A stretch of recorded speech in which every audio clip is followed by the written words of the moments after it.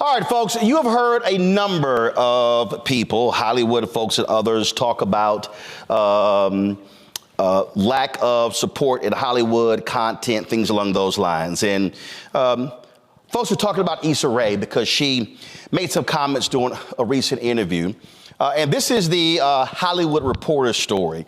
And it says, Issa Rae says studio cancellations of black shows have her considering the indie route.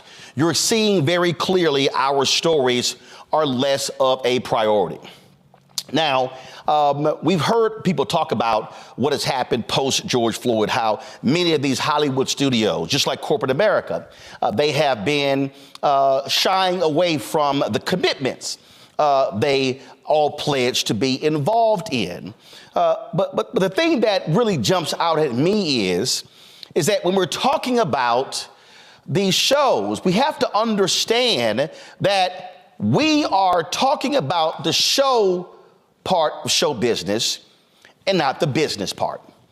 Here's some of the shows that have been canceled that African Americans really like and appreciate. You'll see the graphic right here. And so we're talking about, of course, Love Life, Grownish, Zee-Wee, Gossip Girl, Everything's Trash, 61st Street, Legendary South Side, Sweet Life Los Angeles, A Black Lady Sketch Show, The Game, A League of Their Own, Truth Be Told, The Wonder Years, Winning Time.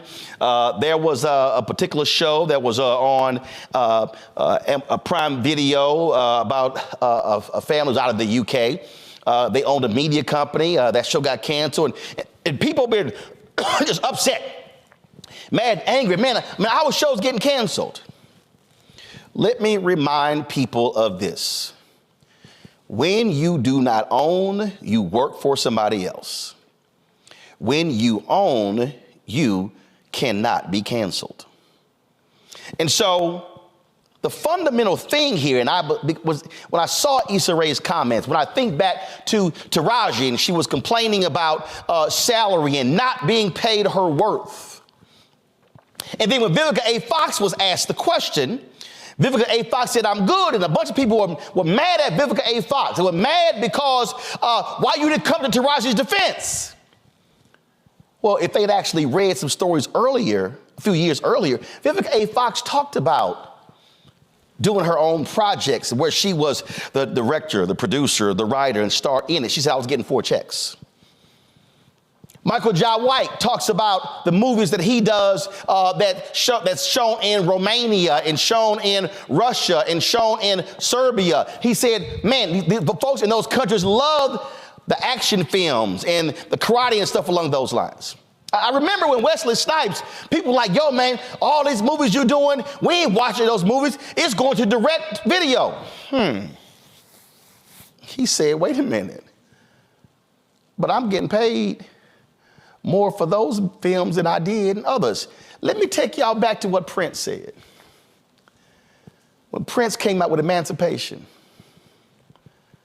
a reporter asked Prince about the sales, and Prince said, I think Emancipation had moved something like 800,000 units. I can't remember at that point. He said, I've made more money off of Emancipation than I did Purple Rain. And they were like, well, wait, hold up. But Purple Rain did like 2 million, 10 million sales. He said, like I said, I made more. When Prince talked about owning your masters, Prince only did distribution deals. A lot of y'all might forget. Before iTunes existed, Prince had a download service on his website. You could download Prince's music. That was before Steve Jobs and Apple Music. That was before the iPod. Because Prince understood technology, but he understood ownership. And so as I was thinking about what Issa Rae had to say, and as I thought about the numerous times that 50 Cent was mad and upset with stars, and this was one of the stories right here. I did them with the wrong people. 50 Cent expresses regrets about working with stars, says he's not doing any BMF spinoffs or selling any more shows to the network. In fact, if you actually Google 50 Cent Blast Stars, go to it, you will see April 4, 2022. You will see April 22nd, 2023. You will see all these times 50 Cent was unhappy with stars. Right here, 50 Cent Blast Stars for only paying $17,000 per episode. He's sitting here going again, ripping them because they are the distributor. They are the owner. So what happens when you get tired of being sick and tired? What happens when you then begin to recognize maybe I should put it out myself? That's what Issa Rae's talking about. See, some of y'all may be thinking, oh, well, I don't know how this is going to work. Really? When I saw the Issa Rae story, I immediately thought about these people right here. You may not know who these people are. These are some of the top celebrities in the earliest 20th century. In this picture, you will see Mary Pickford. In this picture, Charlie Chaplin. You'll see Douglas Fairbanks. You'll see D.W. Griffith in this picture. What did they do? They were not happy being these mega stars, and they saw consolidation happening around them, and they said, wait a minute, if the studios start merging, we're going to have a lower paycheck. So these artists got together and said, wait a minute, we the biggest stars in the game. Why are we operating as contract players and only getting what they give us? How about us create our own movie studio? And that is how United Artists was created. You had Paramount, other studios, they said, we're going to do our own. And that's exactly what they did. This is from marypickford.org. Right here. They call themselves United Artists. But the trades called it a rebellion against established producing and distributing arrangements when Mary Pickford, Charlie Chaplin, Douglas Fairbanks, and D.W. Griffith went before the cameras on February 5th, 1919, to sign the documents that created the corporation that the filmmakers claimed was necessary to protect their own interest as well as to protect the exhibitor and the industry from itself.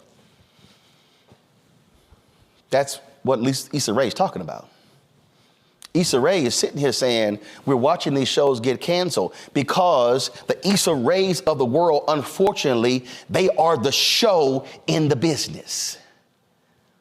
But it's the business that determines whether you can watch the show.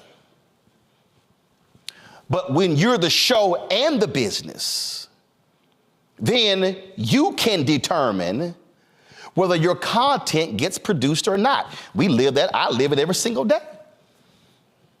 When I chose to cover and participate in Reggie Jackson's Mr. October Foundation golf tournament Sunday and Monday at the Floridian in Florida, I was a guest of Honda Acura. I broadcast the show from there. I didn't have to ask anybody because I own the camera. I own the live stream unit. I own what's in the control room. I own the space. I employ the people. I don't have to ask. The only person who can cancel me is God. That's understanding the show and the business. And so why be frustrated and angry and upset when you're slamming your head up against a system when you can say, wait a minute, how about if we reverse this thing and say, I'm not interested in being the show, I want to be the business too. That's why I think when you begin to look at what is happening and you begin to understand ownership, now understand how can I now monetize my audience beyond just them giving me a paycheck. And let me be perfectly clear. Not everybody wants to do that. Not everybody wants to have, and trouble. I get it, okay? I get it. Not everybody wants to have to go out there and try to get the advertising dollars. And try, and you're working here, and so you just want to just do your stuff and get a check. I totally get it. But again, if you choose the latter, then you're putting yourself at the mercy of somebody else saying yes or no. You're putting yourself at the mercy of somebody sitting here while you're having a great idea and you're putting this whole thing together. There's somebody going, I don't like it. And now you got to go back to the drawing board. And now you got to come back and go back into the kitchen. And I got to create something and bring it out for them to say, yeah, this tastes good. I'll go ahead and buy that. I remember 2008, 2009, when I was at CNN. I was on the I don't know who was calling me in the middle of my show from No Caller ID. Y'all hold on. Roland. It's Roland. I'm in the middle of the show. Yeah, I'm live right now, D.L. Hughley. I'm live right now. No, I answered the phone because only you called me with No Caller ID, and I want to make sure it was the White House or somebody like that. So can I go back to my show, DL? I'm sorry to bother you, Roland. Okay, I'll call later, DL. Bye. Yes, I want to go ahead and do that. I knew it was only one or two people. I had somebody from the White House and with DL Hughley because he's the only one who calls me from damn it No Caller ID. As I was saying,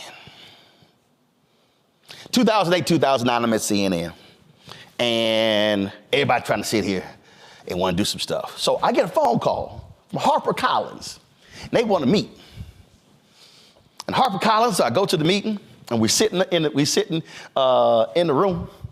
And HarperCollins, hey, we see you on CNN, and you're on Tom Jones Morning radio show, and you're doing all these things, and we'd love to do a book with you. So what kind of thoughts you got? So I sit there, and I throw out 3 or 4 ideas, and no. What else? No. What else? No. About the third no, I went, hold up. Let me explain something to y'all. I don't need y'all to do a book.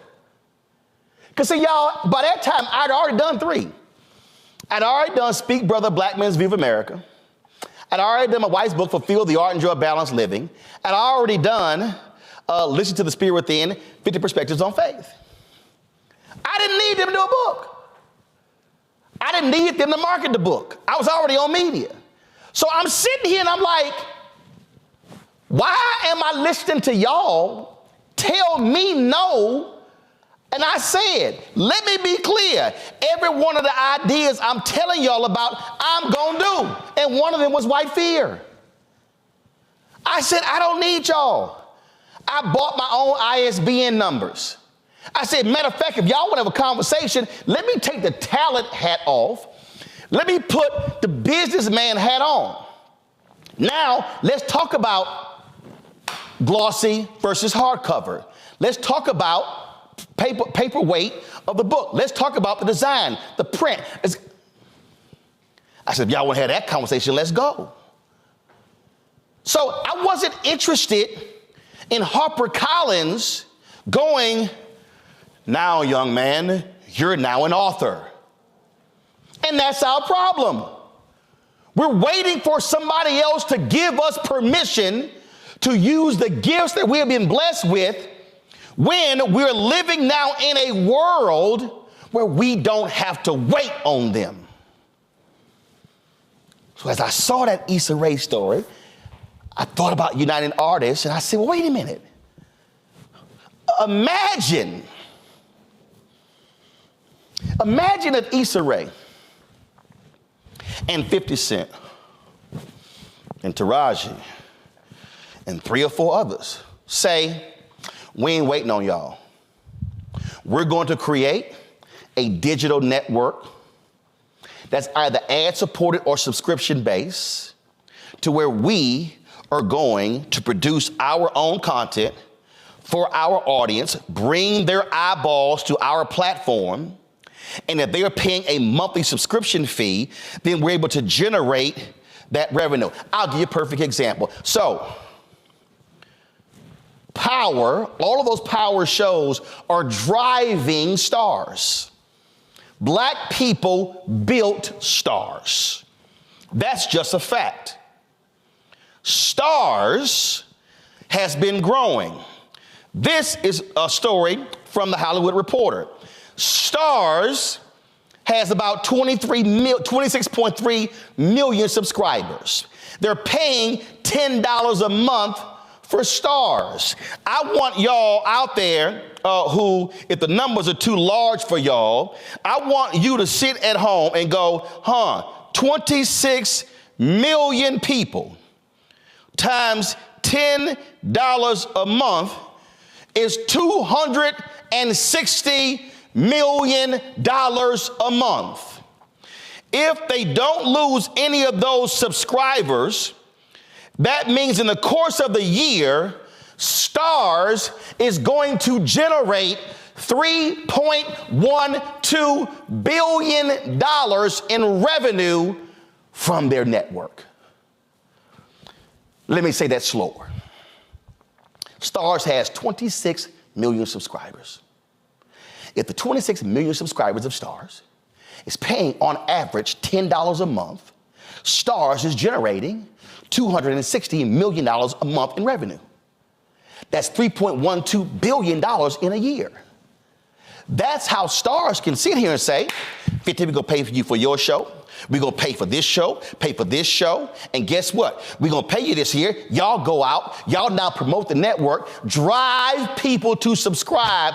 Oh, by the way, we're gonna carry your show for 2, 3, 4 years, and then we cancel the show. We got your show in our library so the folk can then sit here and watch it. Oh, matter of fact, since we own the show, we can then turn around and license the show to somebody else, and they gonna pay us for that. That's what Netflix does. Shows that were on ABC, NBC, CBS, Discovery, Warner. They are licensed to the networks. Remember when Dave Chappelle complained about the Dave Chappelle show? Comedy Central was licensing the show to Netflix. He said to Ted Sarandos, they ain't paying me for that. Please take it off, and they did. He then told his followers, do not watch the Dave Chappelle show on HBO Max. And guess what Comedy Central did? They picked that phone up and did right by Dave and cut him a big check. Then he said, y'all can go ahead and watch it.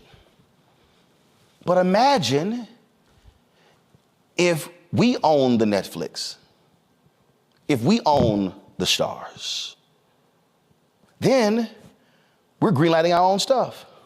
Uh-oh. It's a perfect example. Fan base. Hold up, don't pull it up. Isaac Hayes III created Fan Base. Subscription-based platform. And so when you look at Fan Base and what they are able to do with Fan Base, they are able to create content that you can subscribe to, which means that if you created your own account on Fanbase, this is the website. If you go to Fanbase and create your own account, you can actually charge your subscribers. So let's just say, again, I'm just throwing numbers out. And matter of fact, let me just look over here. Let's just say if you're Issa Rae and you're on Instagram, and she has 4.4 million followers on Instagram. If Issa Rae says, hey, I want all of you on Instagram to go to fan base right now, because I am no longer gonna post content on Instagram. I'm gonna post all of my content on fan base. And in fact, I'm going to launch new shows on fan base that you can subscribe to, $1.99 per show, or you pay a monthly fee and you get all the content. It's the same as having you on a streaming network. Let's say the 4.4 million people on Issa Rae's Instagram channel, let's say only 10% subscribe. That's 440,000 people, correct? That means that 440,000 people, 440,000 of her existing Instagram people, just 10%, all of a sudden say, I'm gonna go to fan base and I'm gonna subscribe to your fan base account to pay for the shows and your content. That's $4.4 million a month. And that means over the year, she can generate $52.8 million in revenue, which can then pay for the shows, the people involved, and whatever.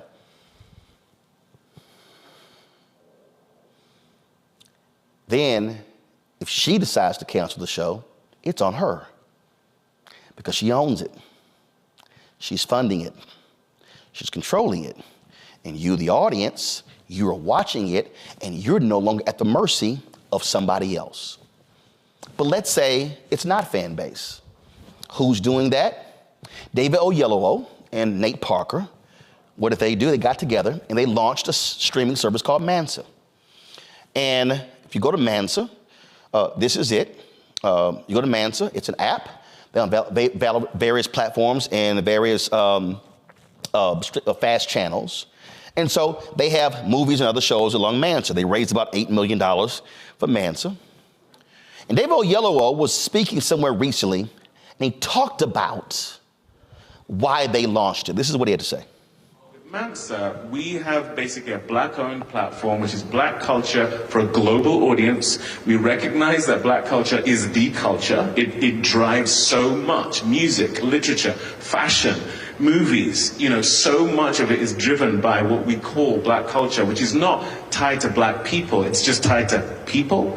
And so Mansa is an aggregator for that. There's so much undervalued content out there. For every moonlight, there is a vat of very, very good films that didn't get picked up at Sundance or Toronto, that just sits on a shelf or is not being... They did get into Sundance and then nothing happened to the filmmaker after. Exactly. We let you into the party for 2 weeks and then we never talked to you again. Literally, again, because so many of the platforms, so many of the studios, so many of the buyers don't share the values, the culture of the demographic who made it, and so it doesn't have the same value. So on Mansa, it's a home for that. And how do people access Mansa? It's a free platform. It's Mansa.com? Yes, it's ad supported. It's on smart TV.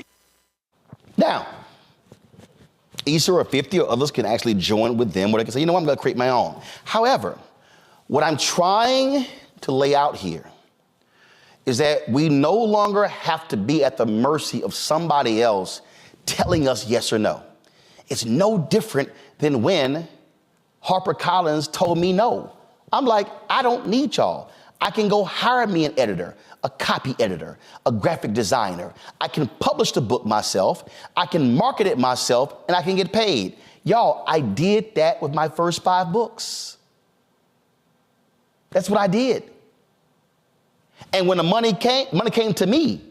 It didn't go to, I didn't split it 60-40 with a company. No, I got 100. I assumed all the risk, but I also got the reward. Now, that's what Zeus Network is. Now, I don't watch Zeus because I think it's trash. I'm not trying to watch people fight, scream, pull hair out. But the reality is, that's what Zeus is. Lemuel Plumber created Zeus.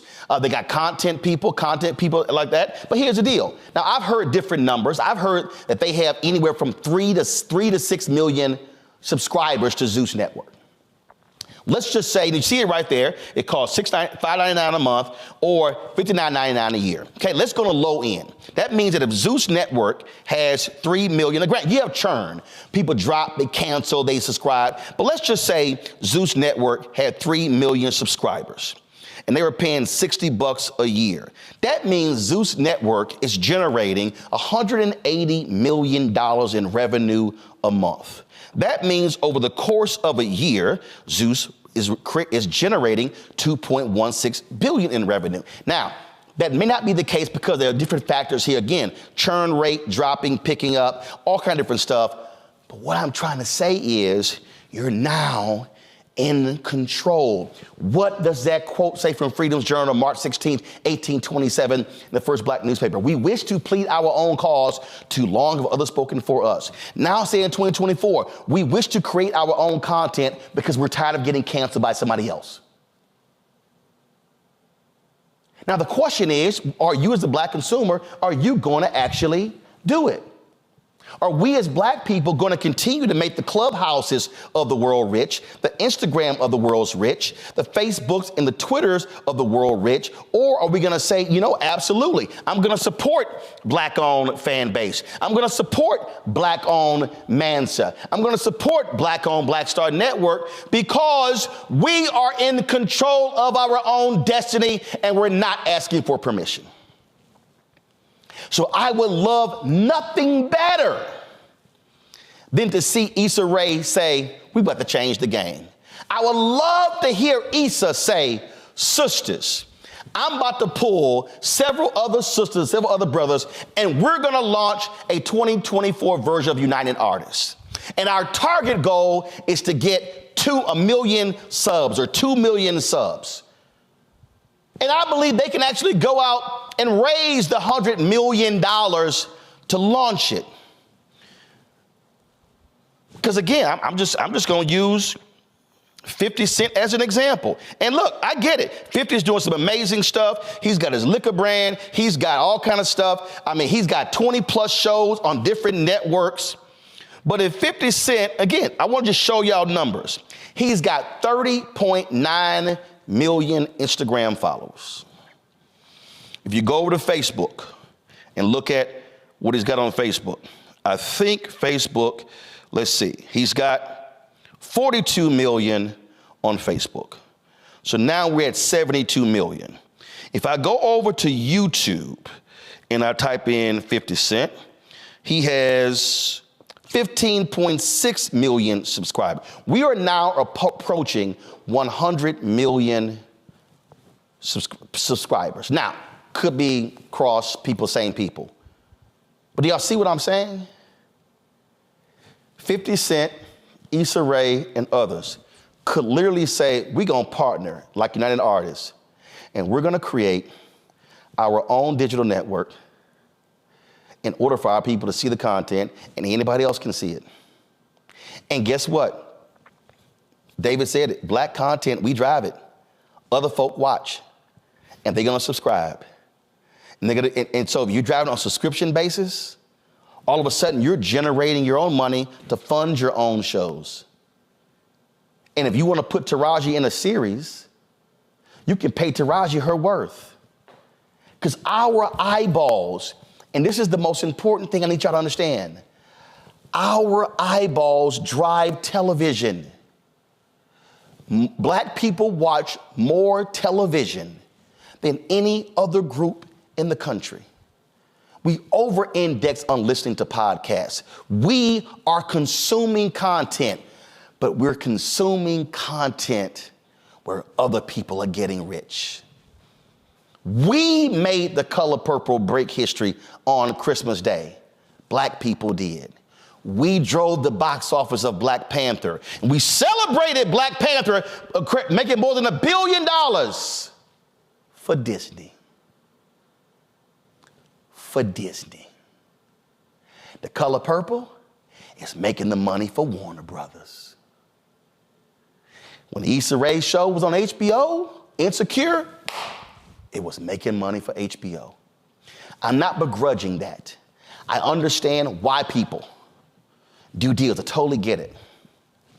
But if we were sick and tired of having to wait for permission and then seeing our hard work cancel after 1 season or 2 seasons, the model that is sitting in front of us right now means that we can literally create it for ourselves.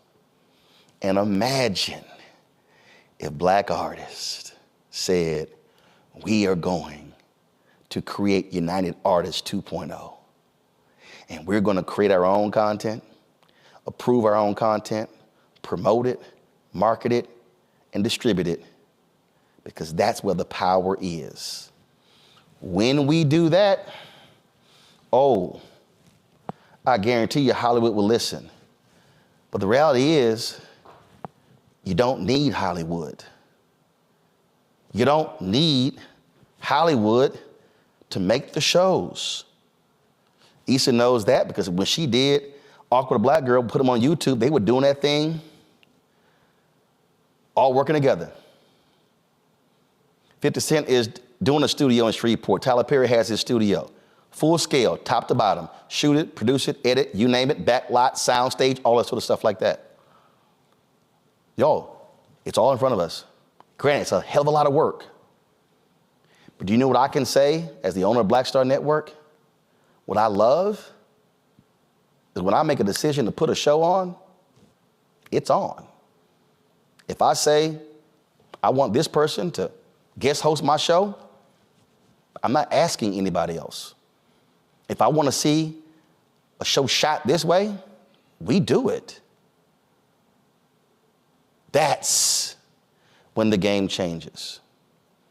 And I hope every one of you who's watching and listening now understands the economics of the business. There is show and there's business. And too often, as African Americans, when it comes to movies and television and music and culture, we are the show. We are putting on fantastic performances for other people, and our people are struggling at 40 and 50 and 60 and 70, and our show has sent their children to college and paid for their homes and provided for their inheritance. When we lock down the business, then we have a whole different conversation. Thoughts from my panel? I'll start with you, Rebecca.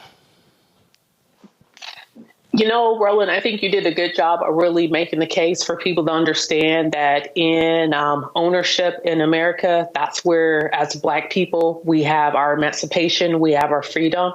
And a lot of times people ask, well, I see this person out here on this platform or doing this or that. But once again, the difference is between, like I was talking about earlier, with Black targeted versus actual Black ownership. And like, to your point, you get to make the final decisions. You get to make the final say. And what's so important about ownership is not just having the final say for the sake of having the final say, but if you want to then build it and then sell it, you can do so. If you want to put it in your will and bequeath it to the next generation, you could do so as well. It's about long-term wealth building in Black community, because the truth of the matter is we live in the United States, which is a capitalist-based economy, which means if you don't have ownership of anything, then you will not continue to survive in this country. Even with all the racism in this country, I would say there are times when it appears that corporations actually have better and more full rights than just being a Black person in this country. Robert. I absolutely agree with you, Roland. I think even if you look at the news space, for example, we have so many different Black talk radio shows. We're still over-indexed in talk radio, but that doesn't convert to television or to even the internet, quite frankly. When you compare it to something like a Blaze TV or a CRTV or many of the other conservative networks, I think we have to start uniting in the news space also. If the reason that people like Nikki Haley and Vivek Ramaswamy go to entertainers like the Breakfast Club instead of a large Black news network is because we have to have that type of outlet where everyone is coming together to where we can have the type of reach that is needed to really get the proper information out to our community. That's why I give you credit for starting the Black Star Network, and why I think we as a community have to work to build that out. It should be 24 hours of programming, 7 days a week, because there's no lack of stories that need to be told both domestically and internationally. And if we start working together, we can truly build something that can compete, and we don't have to start begging MSNBC or CBS or anybody else to put us on. They'll be begging to come onto our platforms for their information to our audiences. Jonquil? Very, very good points. I wanted to add that as it relates to Issa Rae, I did read that she also made mention about the role of the content that African Americans generally depict on screen, right? And one of them is struggling, or there are specific roles and stereotypes that until you begin to make your own and create your own, you're pigeonholed into what's made available to you. And to your point, everyone is not made to be an entrepreneur or for that matter. However, for those of you out there that are miserable at your jobs, where people are making your life difficult, I encourage you to go out and start working on things that you're passionate about, and then the money will come. And eventually, you know, the only freedom that you can have is when you are employed on your own. The other panelist made a good point is that, you know, while working for someone else, you can survive, but it may be challenging for you to thrive. And we want us all to be able to thrive in this world. And in order to start becoming at a level of economic freedom and having freedom over your well-being is when you're working for yourself or generating other sources of revenue, and which also lead to generational wealth, as what's stated, and also enhances our community. And so I think that these are all valid points, and all of us as a community, we need to look inward in terms of, you know, how we can make our own lives better as well as contributing to the community. And again, look, ownership, I mean, all that business stuff, man, it ain't fun. It's not fun when camera break down and tripods, and now you got to replace it and look like, man, I just spent that money. I mean, it's not, you don't want to do that stuff. But again, this is the thing that I've always said, and this is, I think, really what matters. It's freedom and flexibility. And freedom is the first word. There's, you know, Issa Rae had Black Sketch Lady, rap shit, 2 shows, HBO Max canceled. And when you also own, you're employing. And so when you built the following and you got your fan base, that's what you say to your fan base, y'all missed the shows? Yeah, come here. Because guess what? We paying Stars. We paying HBO. We paying Netflix. We paying HBO Max. We're paying for all these different streaming services. But if we said, we're going to pay for this one, because that's ours, that's what I'm talking about. And so now you're creating jobs. Now you're creating opportunities. Now you're changing narratives. Now you're controlling the process. Now you're the one who's green lighting, and you no longer are now going to ask for permission. You now get to be the one who says yes, no. We have the ability to build it. The technology has changed so much that you don't have to build a physical studio.